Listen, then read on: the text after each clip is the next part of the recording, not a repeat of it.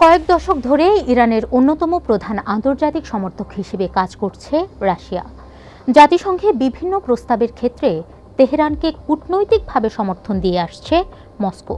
শুধু তাই নয়, পশ্চিমা নিষেধাজ্ঞা শিথিল করার চেষ্টার পাশাপাশি তেহরানের কাছে বিলিয়ন ডলারের অস্ত্র বিক্রি করছে ভ্লাদিমির পুতিনের দেশ। ২৮ ফেব্রুয়ারি ইরানের সর্বোচ্চ নেতা আলী খামেনির হত্যাকাণ্ডের পর এই ঘটনাকে আন্তর্জাতিক আইনের নিন্দনীয় লঙ্ঘন বলেও আখ্যায়িত করেছেন রাশিয়ার লৌহ মানব পুতিন। তার পাশাপাশি ইরানে হামলার মাধ্যমে যুক্তরাষ্ট্রের আসল রূপ প্রকাশ পেয়েছে বলে মন্তব্য করেছেন রাশিয়ার নিরাপত্তা পরিষদের ডেপুটি চেয়ারম্যান দিমিত্রি মেদভেদেভ।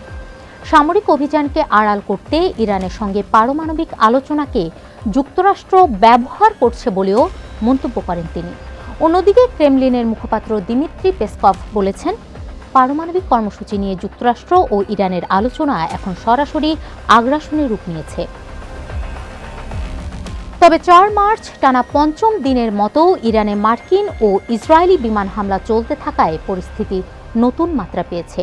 এই প্রেক্ষাপটে চলমান যুদ্ধ থেকে রাশিয়া ক্ষতির চেয়ে বরং কৌশলগত ও রাজনৈতিকভাবে বেশি লাভবান হবে বলে মনে করছেন বিশ্লেষকদের অনেকে। মস্কোর সবচেয়ে তাৎক্ষণিক লাভ হল তেল বিক্রি বেড়ে যাওয়ার সম্ভাবনা।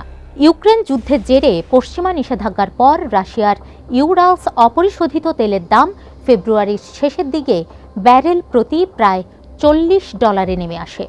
আন্তর্জাতিক বাজারে ক্রেতা ধরে রাখতে তখন রাশিয়াকে বড় ধরনের ছাড় দিয়ে তেল বিক্রি করতে হয়। ২ মার্চ আন্তর্জাতিক বাজারে ব্রেন্ট ক্রুড অয়েলের দাম 13% বেড়ে ব্যারেল প্রতি $82 ওঠে।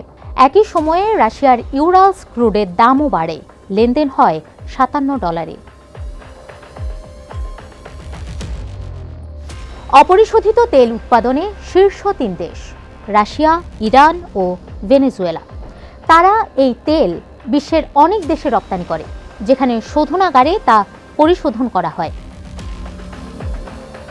এর আগে ৩ জানুয়ারি মার্কিন বিশেষ বাহিনী ভেনেজুয়েলার প্রেসিডেন্ট নিকোলাস মাদুরোকে আটক করে। এরপর দেশটির তেল বাণিজ্যের নিয়ন্ত্রণ নেয় ওয়াশিংটন। সেই থেকে স্থবির হয়ে পড়ে ভেনেজুয়েলার তেল রপ্তানি।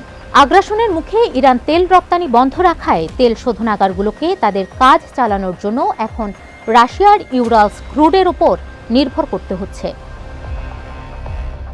ইউক্রেনের রাজনৈতিক বিশ্লেষক ইগার তিশকেভিচ বলেন, এই পরিস্থিতিতে রুশ তেলের খোঁজ করা হবে, কারণ তেল শোধনাগারগুলোর প্রযুক্তিগত প্রক্রিয়া পুনর্নির্মাণে দীর্ঘ সময় লাগে, এতে খরচও অনেক বেশি। ফলে এখন রাশিয়াকে আর কম দামে তেল বিক্রি করতে হবে না।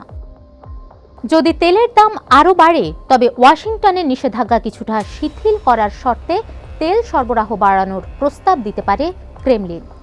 ইগার তিশকেভিচ বলেন, নভেম্বরে মধ্যবর্তী নির্বাচনের আগে রাশিয়ার তেল উৎপাদন বাড়লে যুক্তরাষ্ট্রে কমতে পারে পেট্রোলের দাম।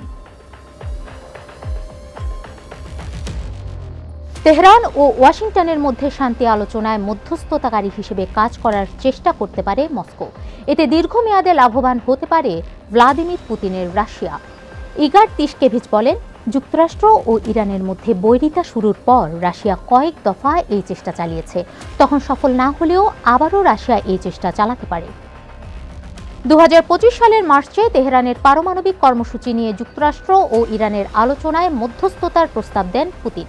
৩ মাস পর ১২ দিনের যুদ্ধে যখন যুক্তরাষ্ট্র ও ইসরায়েল ইরানে হামলা চালাচ্ছিল, সেবারও এই প্রস্তাব দেন পুতিন। তবে ২ দফায় মস্কোর প্রস্তাব প্রত্যাখ্যান করে ওয়াশিংটন।